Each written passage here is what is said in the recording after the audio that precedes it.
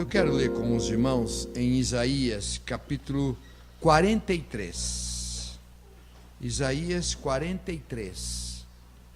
Diz assim: mas agora, assim diz o Senhor que te criou, ó Jacó, e que te formou, ó Israel, não temas, porque eu te remi, chamei-te pelo meu nome, tu és meu.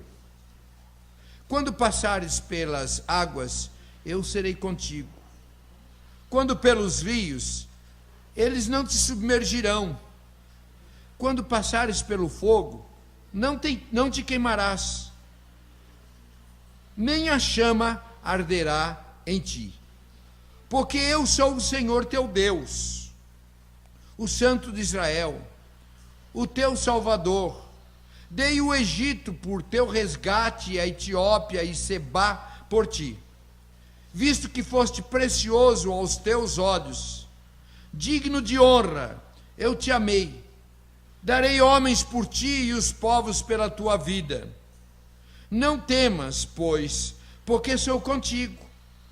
Trarei a tua descendência desde o Oriente e a ajuntarei desde o Ocidente.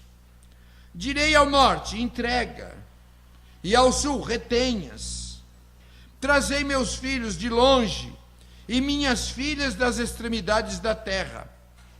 A todos os que são chamados pelo meu nome, e os criei para a minha glória, e que formei e fiz. A todos os que são chamados pelo meu nome, e os que criei para a minha glória.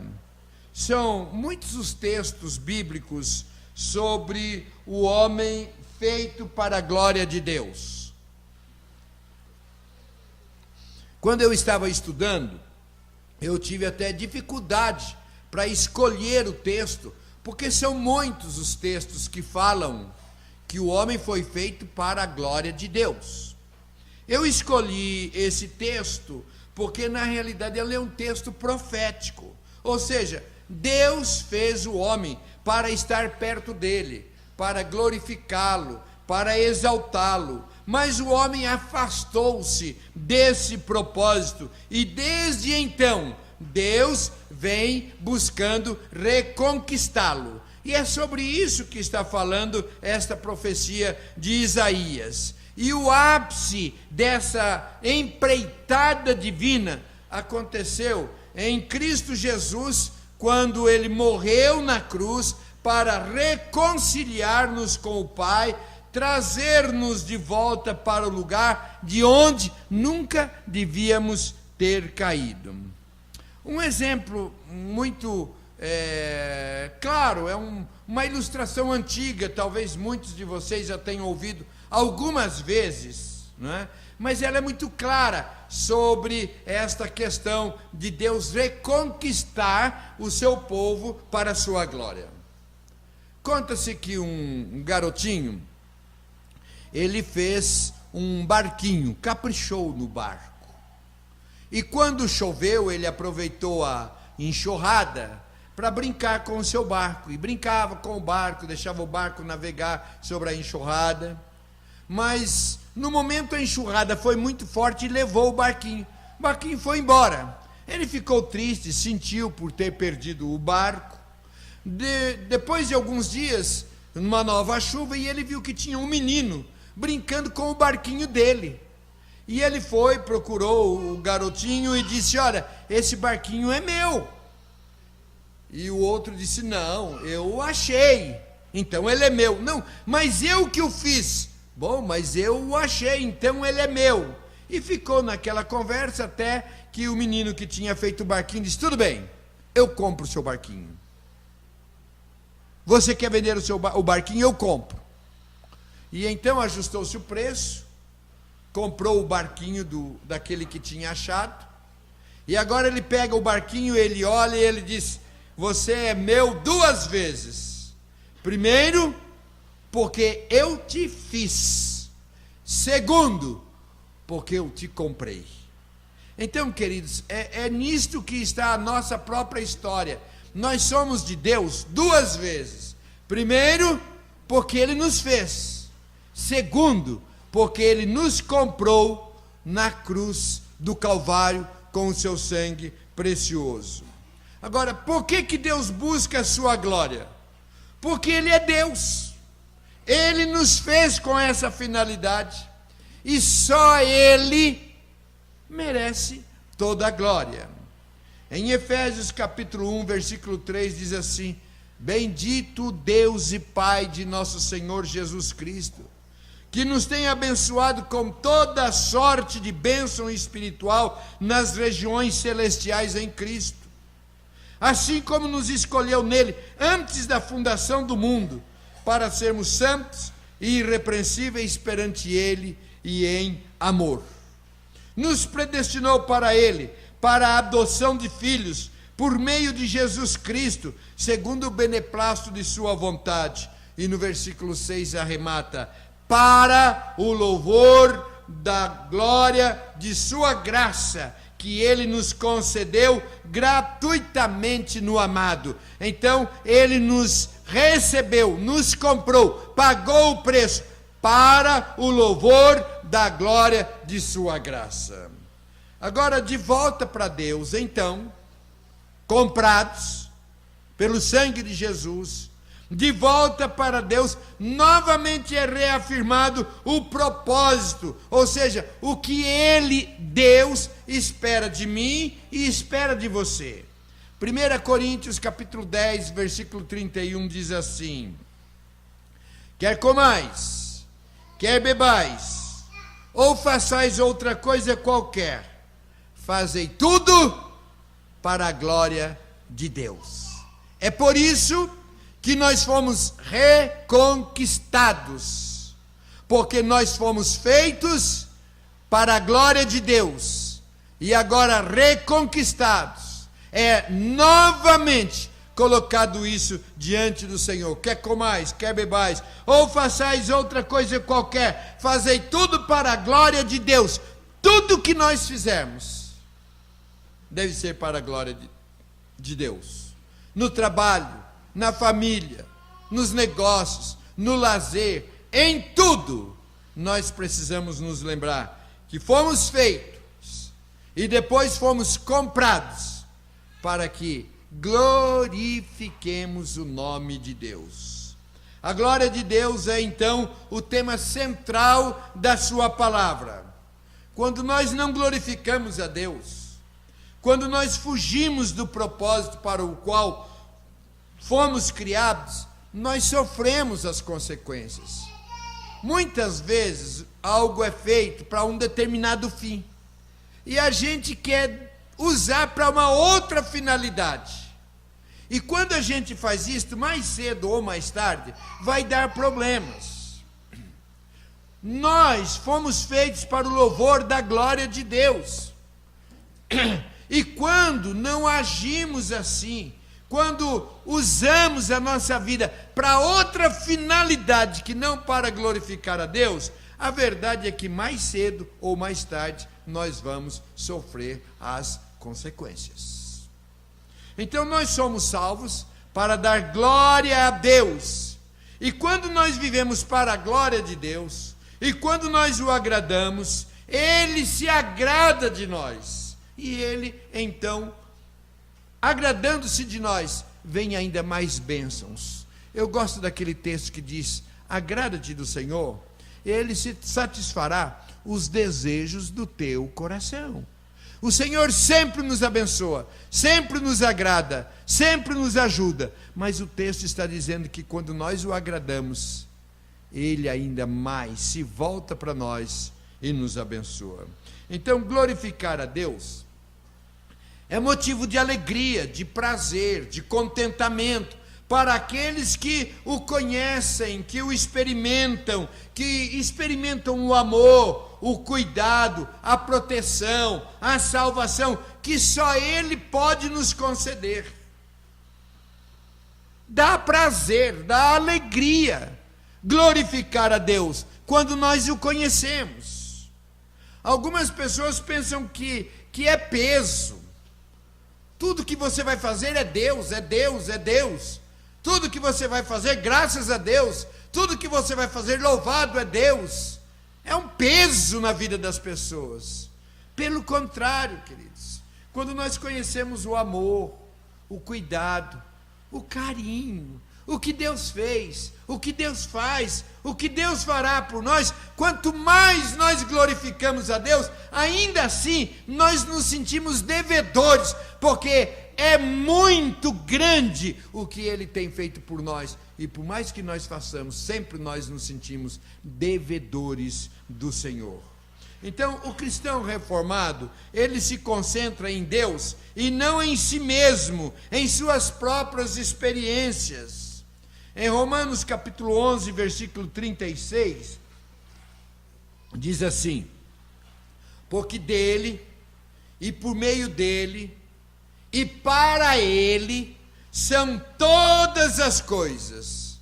A ele, pois, a glória eternamente. Amém. Então, queridos, nós aprendemos que nós devemos ser teocêntrico, ao invés de antropocêntricos. Ou seja, as pessoas estão sempre voltadas para si, para o homem, para a sua vontade, para o seu desejo. Eu quero, eu gosto, me faz isto, me faz aquilo. Mas nós aprendemos que nós devemos buscar sim a vontade de Deus, o desejo de Deus, o querer de Deus. Até as nossas orações, muitas vezes elas são assim, só de petição: eu quero isto, me dá isto, faz isto para mim. E quando Ele não faz, nós até ficamos bravos, quando na realidade nós devemos sempre buscar: Senhor, qual é a tua vontade? Qual é o teu propósito? Qual é o teu querer? O que o Senhor espera de mim? Porque nós fomos feitos para glorificar a Deus, não para glorificar ou exaltar a nós mesmos, para nos agradar. Então a presença de Deus manifesta em nós por meio de Jesus Cristo. E esta nos faz enxergar então a nossa completa dependência de Deus. Em Apocalipse capítulo 4, versículo 11, diz assim: Tu és digno, Senhor e Deus nosso, de receber a glória, a honra, o poder, porque todas as coisas tu criaste, sim, por causa da tua vontade, vieram a existir e foram criadas. Só o Senhor é digno de receber toda a honra e toda a glória. Como é maravilhoso saber que eu e você dependemos da graça de Deus. Não somos nada sem Deus. Podemos sonhar, desejar, aspirar, mas nada nós conseguimos sem a graça de Deus. Quando nós aprendemos que nós somos dependentes de Deus, nós o exaltamos, nós o glorificamos, nós reconhecemos que Ele é maior, nós reconhecemos que Ele tudo pode, reconhecemos a nossa fragilidade. Aí Ele se agrada, porque estamos fazendo aquilo para o qual fomos formados. E então glorificamos a Deus e dizemos: ah, Senhor, como eu preciso de Ti, como eu preciso de Ti. Precisamos entender, queridos, que não é o acaso que dirige a nossa vida, e sim o Deus soberano. Em Jeremias capítulo 10, versículo 23, diz assim: eu sei, ó Senhor, que não cabe ao homem determinar o seu caminho, nem ao que caminha dirigir os seus passos.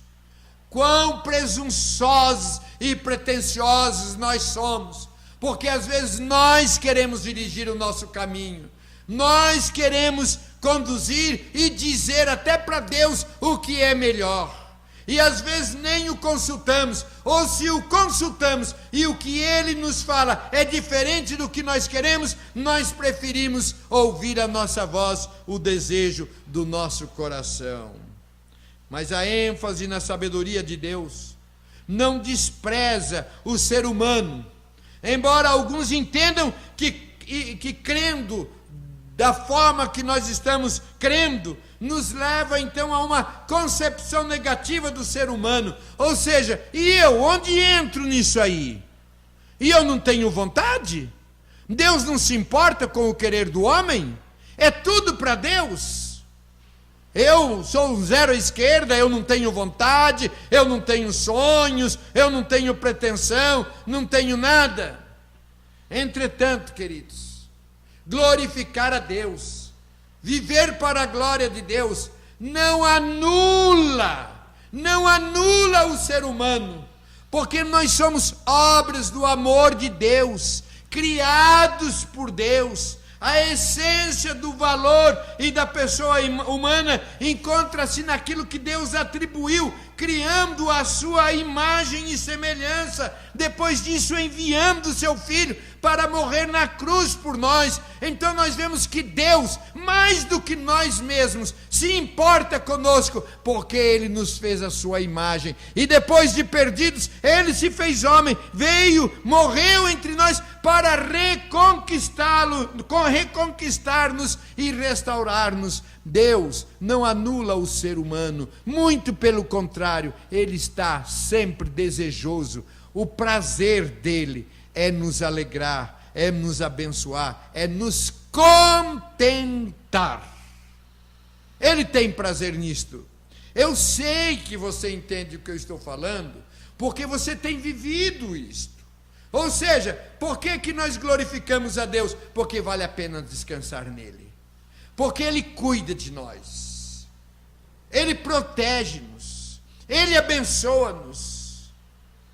Podemos recorrer a Ele em todos os momentos, em todas as circunstâncias. Então não é sacrifício, não é peso. Eu glorificar a Deus, muito pelo contrário, é alívio. A nossa alma descansa no Senhor.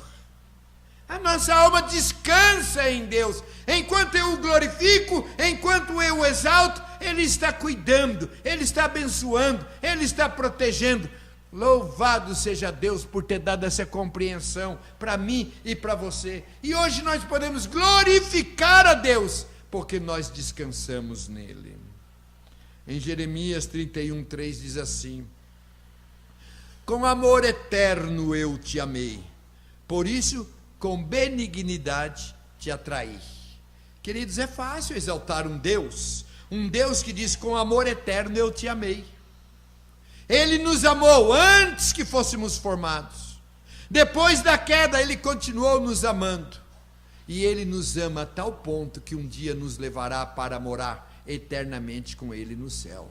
Quando nós entendemos este significado, este amor, quando nós recebemos no nosso coração, então agora sim fica muito mais fácil eu glorificar e eu dizer: a minha vida é para a glória de Deus, porque eu estou glorificando alguém que me ama, alguém que cuida de mim, alguém que não me abandona, mesmo quando eu pequei, mesmo quando saímos da presença de Deus. O amor dele é eterno e nos reconciliou com Ele por meio de Cristo Jesus.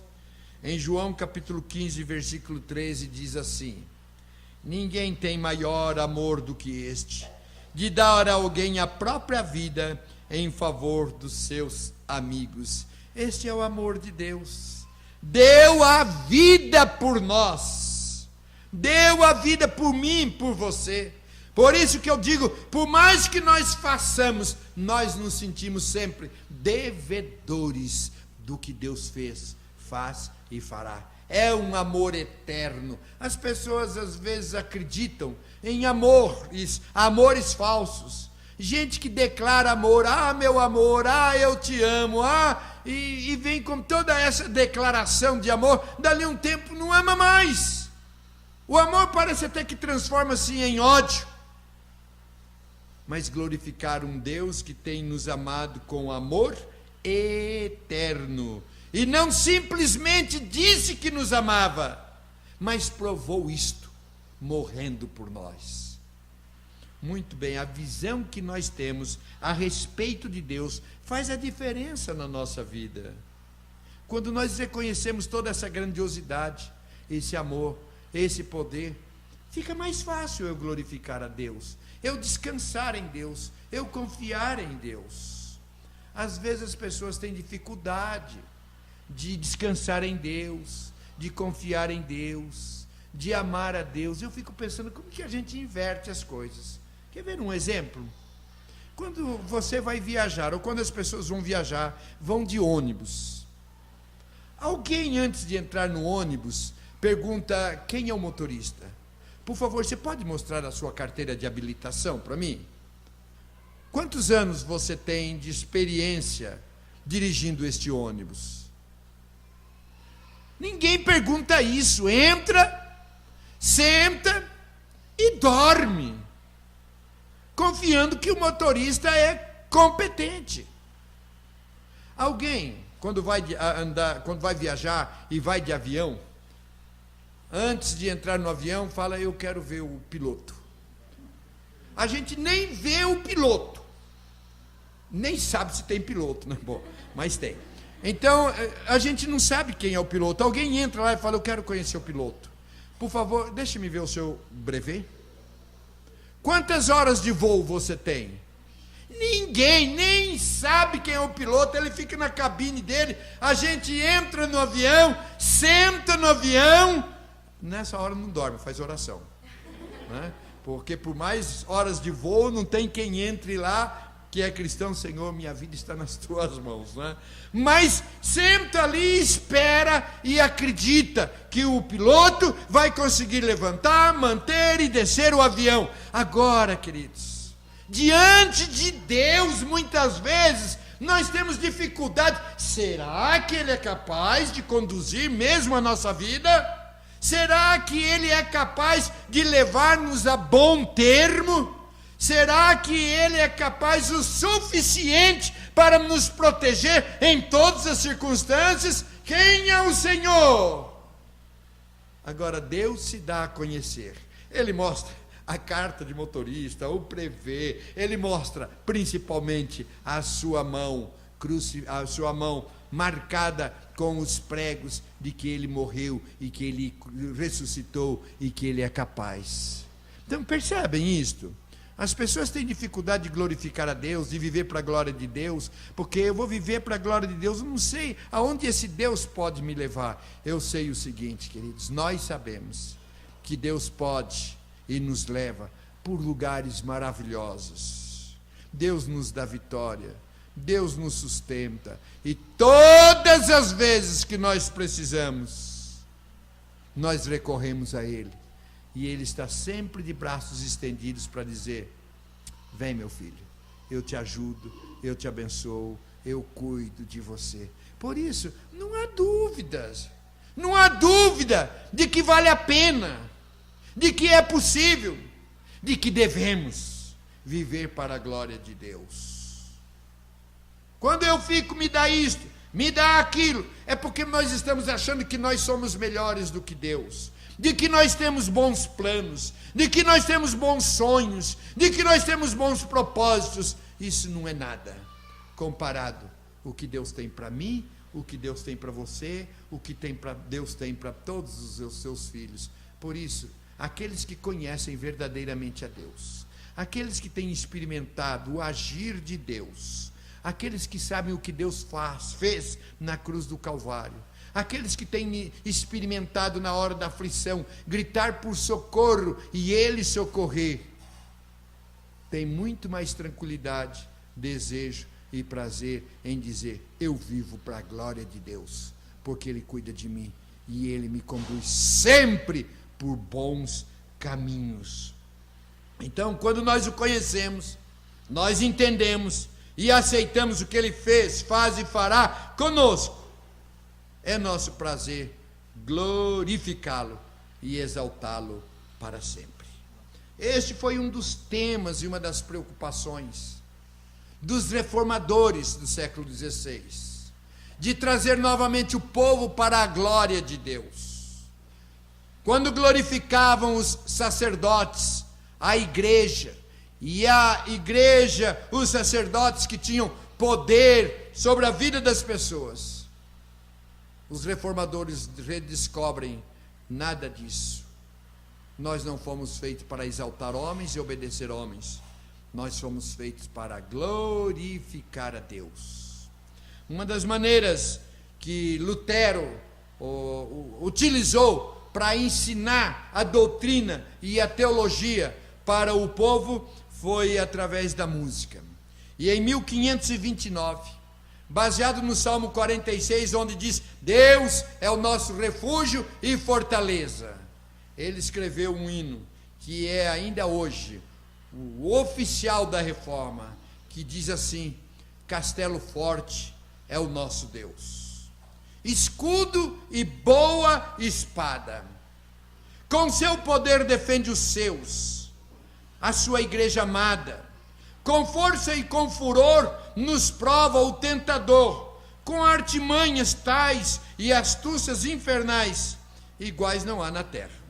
A nossa força nada faz, estamos nós perdidos, mas o nosso Deus socorro traz, e somos protegidos. Defende-nos, Jesus, o que venceu na cruz, Senhor dos altos céus, que sendo o próprio Deus, triunfa na batalha.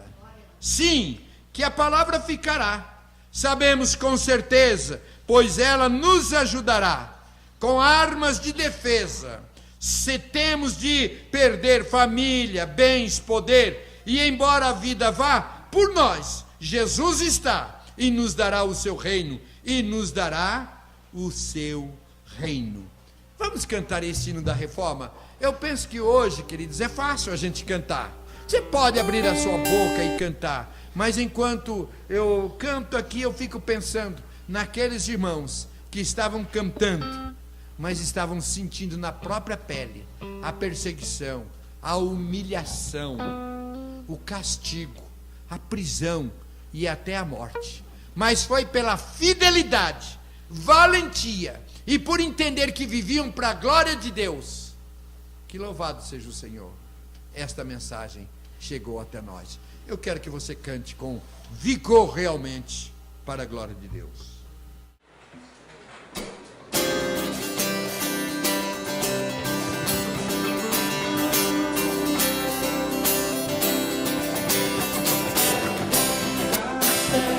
Castelo forte é o nosso Deus, escudo e boa espada, com seu poder defende os seus, a sua igreja amada.